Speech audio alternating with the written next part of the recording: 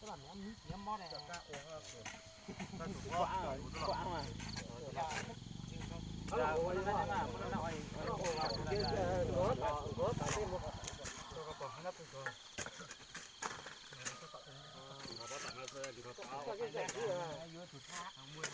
ra đây à?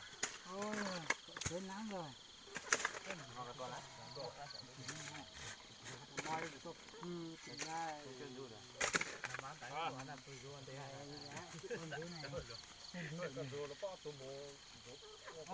Giờ là cái sinh nhà trọ cứ là chỗ tao mình xe, thật ta khán tao trên xe, bên ổn bên Xe hay.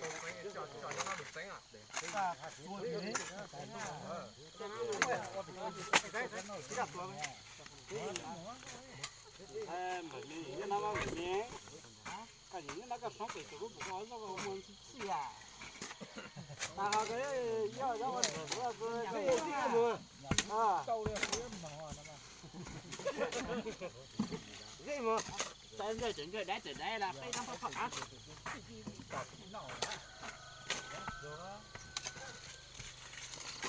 Đây chụp với một con. Đây thủ một, thủ gì đây? Cái này là cái này giật chắc.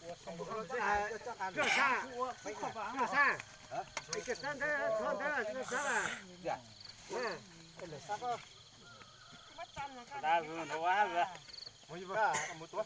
mà tôi cái mét ta tiền sản xuất cho đây là chắc mà ta nhiều luôn nhiều quá ta nhiều mình lấy mang mà sao mà Thế nhá, tôi có thuộc cái món chỉ cho là một số cũng nhân này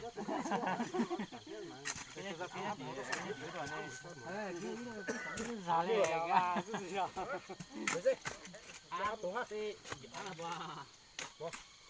cái lâu gió mà Ngọc lúa lên xe lên. chưa mất chưa của giang số mà biết tụi mày vậy nè cái này tụi mày thấy từ lâu cái này Năm 20. Lúa rất rất lúa khác qua. đi cái này cái món tặng Cái này nó tôi đã giữ là. nhau sẽ là